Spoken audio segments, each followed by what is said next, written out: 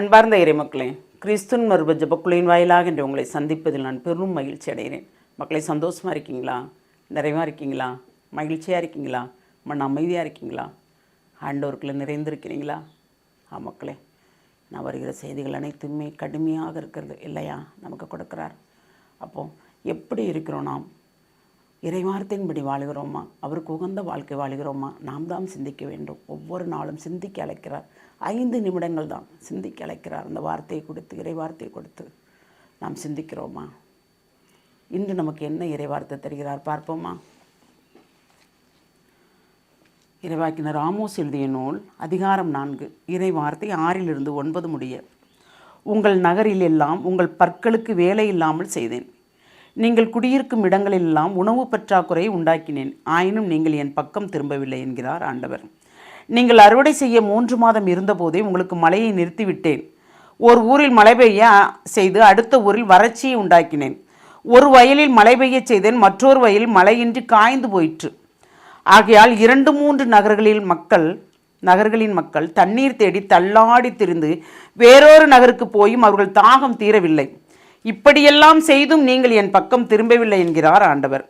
வெப்பக்காற்றாலும் பயிரளிக்கும் நோயாலும் உங்களை வதைத்தேன்.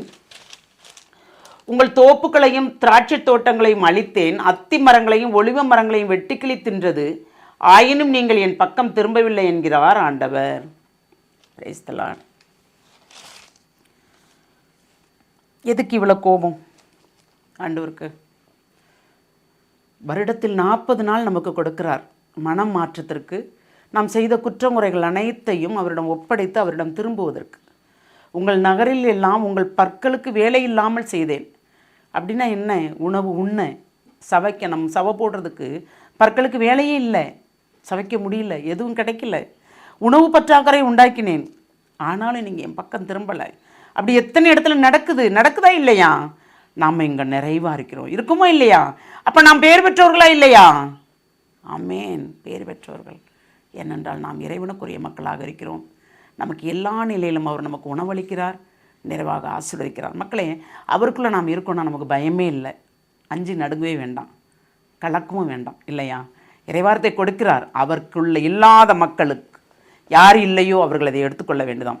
நீங்கள் அறுவடை செய்ய 3 மாதம் இருக்கும்போதே உங்களுக்கு மழையை நிறுத்திவிட்டேன். ஒரு ஊரில் மழை பெய்ய செய்து அடுத்த ஊரில் வறட்சியை உண்டாக்கினேன். ஒரு வயலில் மழை பெய்ய செய்தேன், மற்றொரு வயலில் மழையின்றி காய்ந்து போயிற்று. மழையால் அழிந்த இடம் எத்தனை தெரியுமில்ல நமக்கு?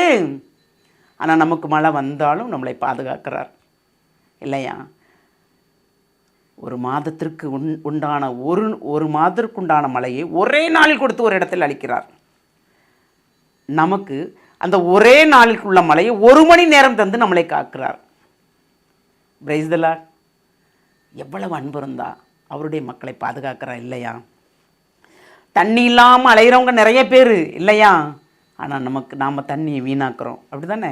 ஆமாம், செலவழிக்கிறோம். எப்படி செலவழிக்கிறோம்? தண்ணியை தாறுமாறாக செலவழிக்கிறோம். ஆனால் இப்படி தண்ணி இல்லாமலும் குடிக்க உணவு இல்லாமலும் பஞ்சம் கொடுத்தும் அறுவடை காலத்தில் மழையை கொடுத்து அந்த அறுவடையை செய்ய விடாமல் செஞ்சாலும் வெப்ப காற்றா நிறையா கொடுத்து நோய்களையும் பிணிகளையும் கொடுத்தாலும் ஆண்டவருடைய பக்கம் திரும்பவில்லை என்று அவர் குற்றம் சாட்டுகிறார். நாம் அவரோடு இணைந்திருந்தால் நமக்கு பயம் இல்லை மக்களே, பயம் இல்லை. அவரோடு இணைந்திருக்காதவர்கள் மட்டும்தான் பயப்பட வேண்டும் இல்லையா? ஆம், ஏனென்றால் நாம் அவரோடு இணைந்திருக்கிறோம், இணைந்து நடக்கிறோம், அவர் சொல்வதை கேட்கிறோம், அவர் கட்டளைகளை கடைபிடிக்கிறோம். கட்டளைகள் என்ன? ஜபங்கள், தபங்கள், தானங்கள், தர்மங்கள், அப்படிதானே? அதை நாம் கரெக்டாக செய்கிறோம். ஒவ்வொரு நாளும் நாம் செய்தது என்ன என்று ஆராய்ந்து பார்த்து அவரிடம் ஒப்படைக்கிறோம். கணவன் தன் மனைவியிடம் ஒப்படைப்பது போல், மகன் தன் தாய் தந்தையிடம் ஒப்படைப்பது போல் நாம் ஒப்படைக்கிறோம். அப்படி ஒப்படைக்கிறா இருந்தால் நாம் பயப்படவே வேண்டாம். நாம் இறைவனுக்கு உகந்த மக்கள் தான் இல்லையா? அப்போது யார் பயப்பட வேண்டும்? இறைவனுக்குள் இல்லாதவர்கள் பயப்பட வேண்டும். அவர்கள் தான் அஞ்ச வேண்டும். தீங்கு நமக்கு வருகிறது, நோய் வருகிறது, நமக்கு என்ன நோய் வந்தாலும், கொள்ளை நோய் வந்தாலும், என்ன நோய் வந்தாலும் நாம் அவரோடு இணைந்திருந்தோம் என்றால் நமக்கு முன்னறிவிப்பு கொடுப்பார் இல்லையா? மரணத்துக்கு கீழே போயிட்டாலும், பாதாளத்துக்கு நாம் இறங்கினாலும் நம்மளை கைதூக்கி எடுக்கிற தேவன் நம்மளோடு இருக்கிறார். Praise the Lord. Praise the Lord. ஏனென்றால் சாட்சிகள் நிறைய இருக்கிறது. அப்படி இறைவன் செய்த அற்புதங்களும் அரும்பெரும் காரியங்களும் இல்லையா?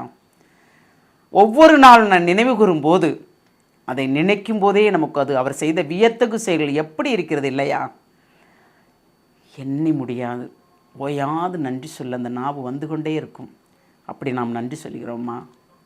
சிந்திப்போமா? எல்லாம் வல்ல இறைவா, ஆமாண்டவரே, நீர் எங்களை கண்ணுக்குள் வைத்து பாதுகாக்கிறீர். நாங்கள் நம்புகிறோம், விசுவசிக்கிறோம் ஆண்டவரே. உம்மை நம்பியவர்கள் ஒருபோது வெட்கப்பட்டு போனதில்லை, எதற்கும் இல்லாமல் போனதில்லை. ஆமாண்டவரே, உண்ண உணவோ, உடுத்த உடையோ, இருக்க இடமோ எல்லாமே நீர் தந்து நீர் பாதுகாக்கிறீர் ஆண்டவரே. பொருளாதாரத்தில் தடைகள் இருந்தாலும் அனைத்தையும் நிவர்த்தி செய்கிறீர் ஆண்டவரே. நீரின்றி நாங்கள் இல்லை என்று நாங்கள் ஒவ்வொரு நொடிப்பொழுதும் நினைக்கும்படி எங்களை செய்திருக்கிறீர் ஆண்டவரே. நாங்கள் எப்பொழுதும் மோடி இணைந்து நடப்பதால் மனதுக்குள் ஒரு மகிழ்ச்சியும் மன அமைதியும் சமாதானமும் சந்தோஷமும் இருக்கிறது ஆண்டவரே. இந்த சந்தோஷத்தை எப்பொழுதும் தரப்போகிற கிருபைக்கு நன்றி கூறி எங்களை முழுமையாக உம்முடைய இரக்கத்துக்குள் ஒப்புக் கொடுக்கிறோம்.